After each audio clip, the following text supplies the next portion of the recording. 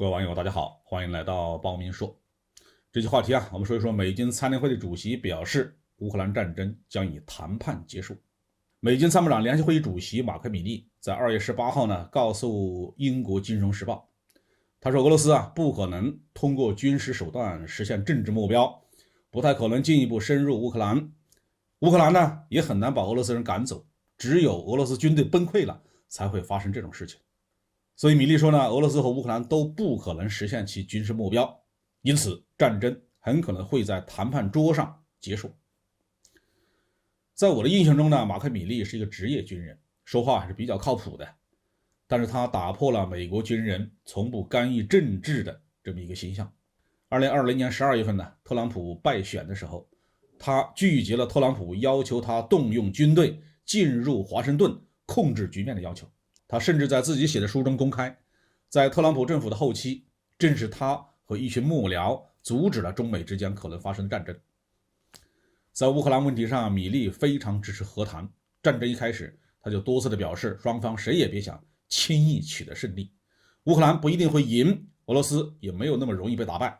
最好还是赶紧坐下来谈判。米利的立场和总统拜登这些政客们有很大的差异，这是为什么呢？这是因为米利代表着140万美军官兵的利益，任何不靠谱的军方高层的决策都将给美军带来灾难。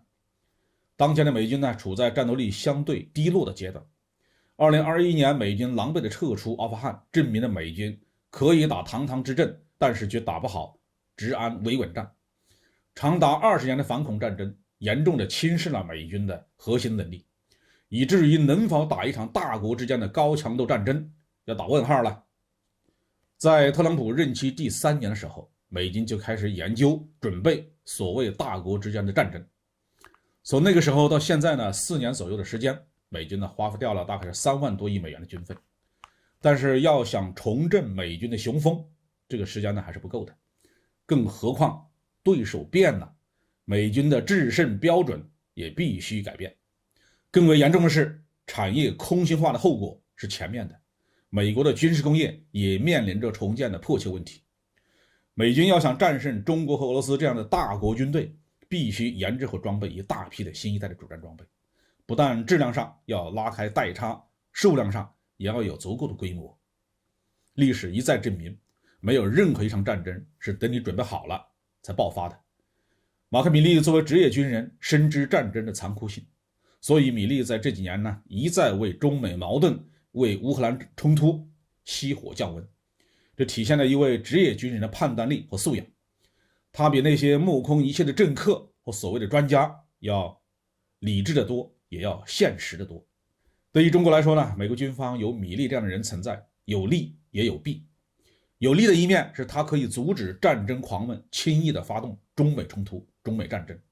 不利的一面是在米利的组织下，美军正在日夜不停地向大国战争转型，这将持续给我们造成威胁。如果我们不能跟上军事变革的步伐，让美军抢占了先机，那么在未来的某个时刻，美国准备好了，而我们却准备不足，那么对中国的国家安全是极为不利的，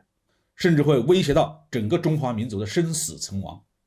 我们必须持续的推动军队和国防现代化建设，不断的提升解放军的战斗力，才能够让米利想要的那个时刻永远都不会到来。